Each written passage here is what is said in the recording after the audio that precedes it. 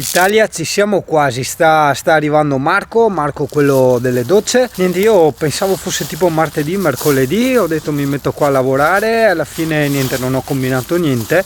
E dopo arriva Marco e soprattutto è arrivato dall'Alessia un obiettivo che mi ero preso, non il 300 mm, ok, perché era arrivato e aveva l'attacco A, io l'attacco E, quindi è sbagliato purtroppo, e ho preso un obiettivo più economico, sempre della Sony, un 50-210, quindi avremo un po' di zoom nei prossimi video. E con sto discorso, cioè appena arrivato l'obiettivo, ti pare che io ho voglia di star qua a lavorare?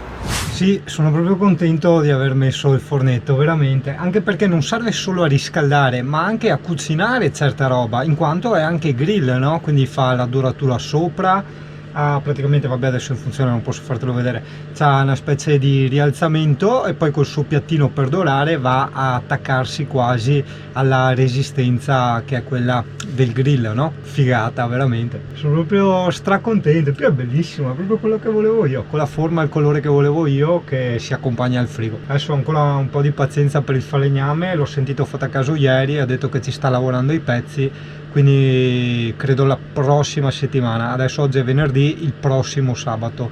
Volevo ritrovare, vedi lo zaino, io lo appoggio sempre qua, poi scivola giustamente perché c'è il pavimento in legno, no? E su Scarosso ti ricordi che avevo quel ganzetto in alluminio, era estremamente robusto e l'avevo attaccato con delle viti nello schienale di Scarosso. Volevo fare la stessa cosa qua, perché guarda, lo zaino tac, andrebbe a attaccarsi qua e sarebbe perfetto. Cacchio, non mi ricordo dove l'ho preso, se non credo su Amazon, credo di averlo preso, non lo so, in qualche centro commerciale a qualche parte. Adesso ricordarsi, perché quello era veramente eccezionale. Cioè, sono quelle piccole cose che però, ti ripeto, usandolo tutti i giorni, essendo questa una casa, per di più una casa molto ristretta, è chiaro che senti enorme differenza in ogni piccola modifica. CP, cosa fai là? Eri in modalità periscopio? Ah, questi CP. No, hai appena mangiato? Hai mangiato tipo 7 minuti fa. E ancora vuoi da... Ah, vai a... Ah, ecco. Ma è la codina, sempre felice la codina. La codina felice del CP. E che coda lunga che è il CP. Oh, ma arrivano di quelle frustate che vabbè, in video magari non puoi capire, ma chi l'ha conosciuta dalla realtà, il CP, che si sente le frustate della colare, che veramente ti arrivano di quelle seppe, incredibile. Cavolo, è un peccato dover andare via, si stava benissimo qua. No, CP, non c'è più niente, è inutile che lecchi la ciotola. Sai, io adoro stare a camper. Cioè, sei qua tranquillo, il computer stracceso tutto il giorno, tutto che va a corrente, hai il parco, cioè che quando non c'è nessuno apri, molli il CP senza guinzaglio, entra, va là e via, insomma. Però io ho convinto che era tipo martedì, roba del genere, in realtà oggi è venerdì, quindi niente, adesso arriva Marco, ci facciamo il giretto nel wild, quindi so già che non lavorerò. E dopo purtroppo è arrivato l'obiettivo dalla Alessia, il 50-210 della Sony. Ho visto che fa sia macro che ha un bel zoom, quindi credo sarà il mio obiettivo fisso, tranne ovviamente per quando devo fare dei book di lavoro, ovviamente li utilizzerò sempre il Sigma per i tipi di attività, diciamo, che fotografo. Per le riprese vlog dentro al camper o comunque anche in notturna, cioè se devo andare di sera a fare un video o delle foto, ovvio che mi porto il Sigma, non mi porto il Sony, che è anche molto più scuro, hai capito? Quindi quello serve solo per le attività ludiche, tipo quando Singano gli piace fare le foto e i video delle piante, degli animaletti, eccetera eccetera, e in giornate di sole, insomma di pomeriggio, ecco. CP, te vieni a ruffianare che io passo anche da quello che ti affama, ma intanto segui alla lettera la tua razione giornaliera e guardala, non è per niente magra, non vedi coste né niente, è in linea perfetta. Però lei, come tanti pitbull, sono proprio ossessionati dal cibo, quindi è sempre che chiede, vero CP? Porca miseria. A me, poretta, mi vengono un po' anche i sensi di colpa, però d'altro canto, cioè, se le dai tutto quello che lei chiede, rischi veramente il cane, insomma, ecco. Vero CP, dopo la pancreatite che abbiamo fatto, cioè che abbiamo fatto, tu hai fatto. CP, perché mi pare, insomma, che ti faccio anche mangiare bene, tutta roba da Sky, ha delle scatolette particolari che le arrivano dalla Germania, il CP. cioè tutta carne praticamente al 100%, ma pezzi scelti, cioè no i ritagli, gli scarti come le scatolette che trovi in giro, indipendentemente che siano da Sky o da poco. Quindi insomma CP si tratta di lusso.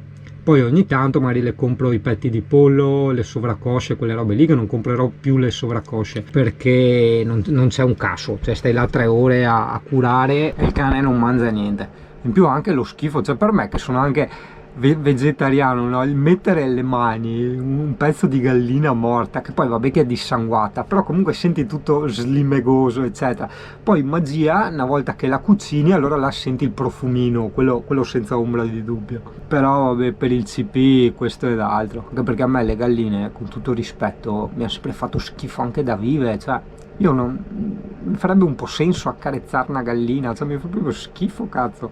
E che sono uno, no che ama gli animali, però insomma abbastanza interessato alla relazione con le altre specie, ossia quelli che noi chiamiamo animali.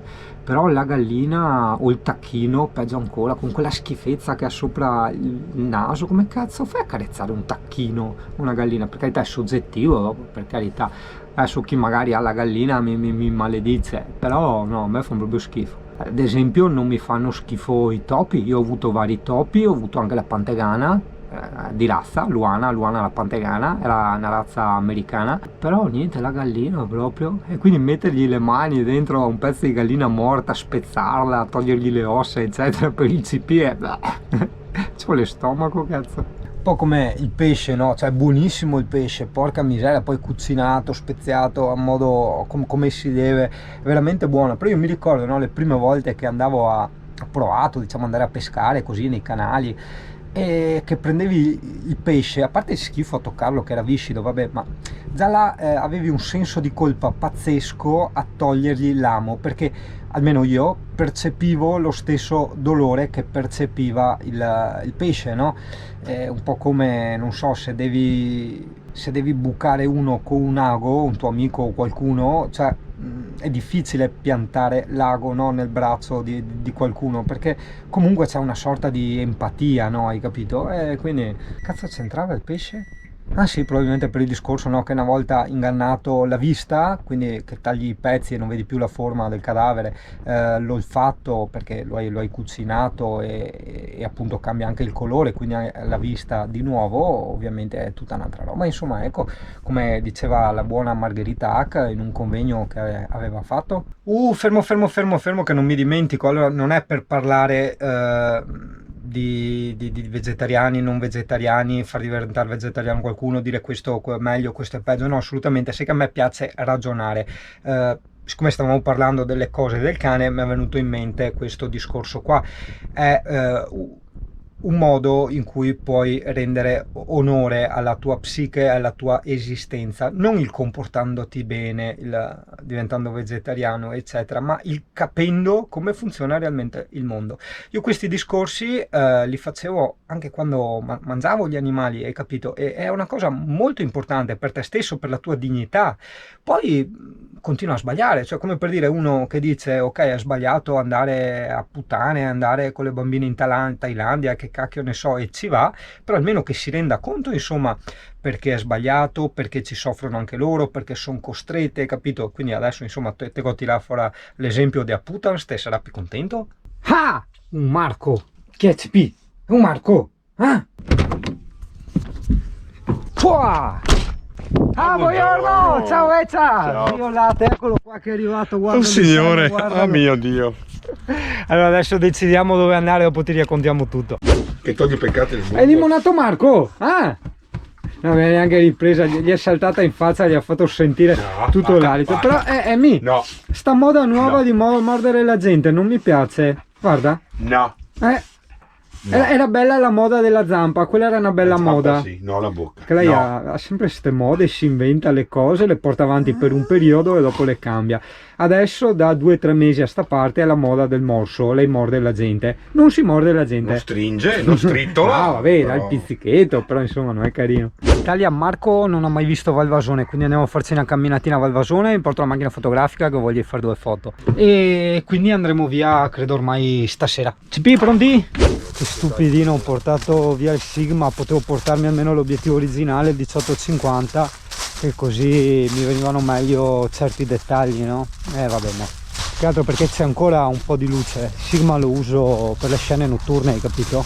Vedi Italia, qui alle mie spalle abbiamo il castello di Valvasone. No dai, non so mica parlo, lei Erasmo a Valvasone? Singano se quello qui io c'hai. Eccolo qua. Sono venute comunque delle belle foto, certo non quello che volevo fare, però vabbè. Ecco qua Italia, allora abbiamo deciso, ci parcheggiamo su Parco Saletto. Fate caso, qui era un posto che c'ero già stato, per sbaglio probabilmente entrando a caso, che avevo fatto il video col CP quella volta con Scarosso che entravano gli insetti dalla cappa dell'aspirazione, e quindi avevo fatto il giro in bici. Non si può assolutamente andare in camper perché ci sono troppi sassi, cioè sprofondi, non ne vieni più fuori. Quindi ci parcheggiamo qui in questo Parco Saletto dove c'è il laghetto e poi si va a piedi, è 1,4 km circa, tagliando. Google Maps non ti prende sta strada perché non è tracciata come strada.